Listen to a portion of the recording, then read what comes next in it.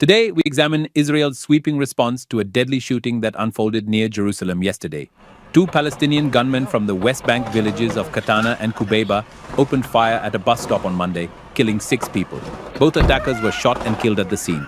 In response, Israeli Defense Minister Israel Katz ordered the demolition of every structure built without permits in those two towns.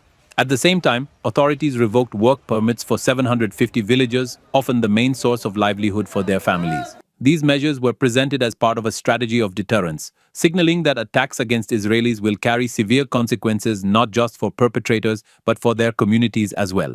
Critics, however, argue that these steps amount to collective punishment, a practice prohibited under international law. Palestinian groups and human rights organizations warn that such actions may deepen anger in the West Bank, harden public opinion against Israel, and make future violence more likely.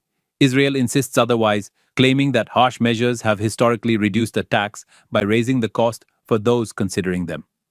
Authorities also arrested a resident of East Jerusalem suspected of helping the attackers, and investigations are continuing. Alongside these security measures, Israel's National Security Minister Itamar Ben-Gvir announced a widening of access to firearm licenses for Israeli civilians. He argued that armed citizens played a decisive role in neutralizing the attackers at the scene, reinforcing his long-standing campaign to increase civilian gun ownership. This approach, however, touches on a deeper historical debate.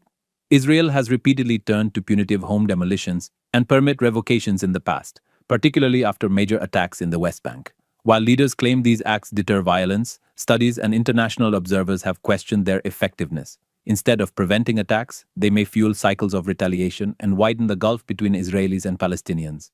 The economic dimension is also critical.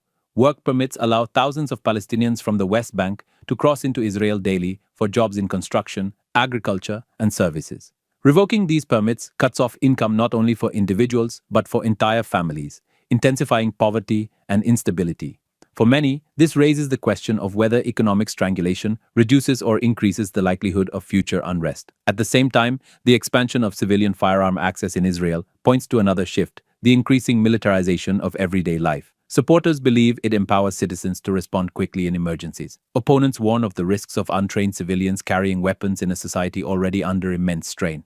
Beyond the immediate security and political implications, this episode underscores the fragility of the situation on the ground.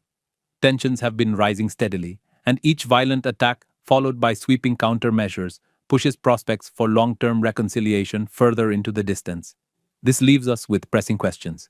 Do aggressive measures like demolitions and mass permit revocations truly prevent future attacks?